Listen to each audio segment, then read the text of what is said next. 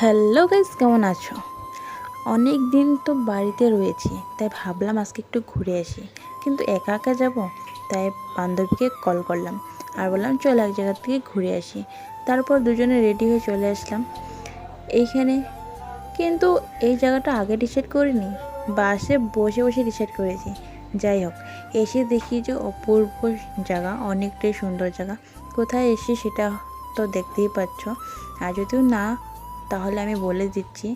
এখানে মানে অনেক পুরনো জিনিস রয়েছে, যেখানে ব্রহ্মপুত্র রিভার রিসর্ট, এখানে ঘুরতে এসেছি। আর সত্যি ভিতরে অনেকটাই পুরনো জিনিস, যেগুলো দেখার মতন।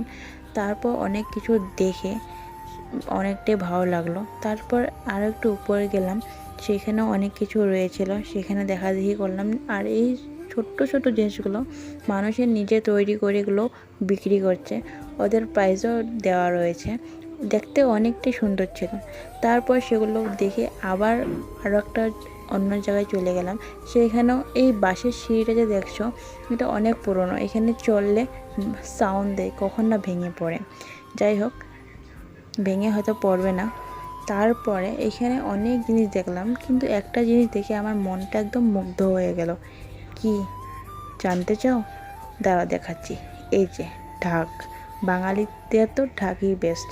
তারপর বাইরে এসে ওর ভিউ নিচ্ছিলাম। দেখো অনেকটাই সুন্দর, ব্রহ্মপুত্রের সামনে আর কি ভিউ চাই। তারপর এদিকে অনেক ঘোরাঘুরি করে ফটো তুললাম।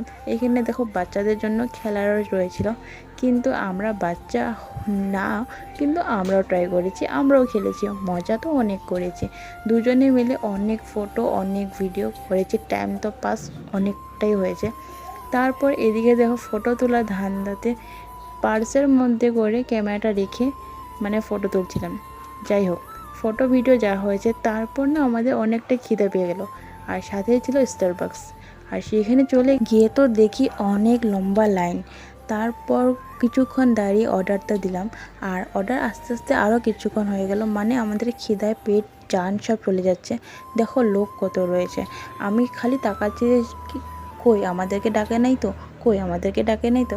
যাই হোক, অনেক সময় বসার পরে এসে পড়লো আমাদের অর্ডার। আর দেখো এই নামটা দেখতে সত্যি অনেকটা ভালো লাগে, তাই না?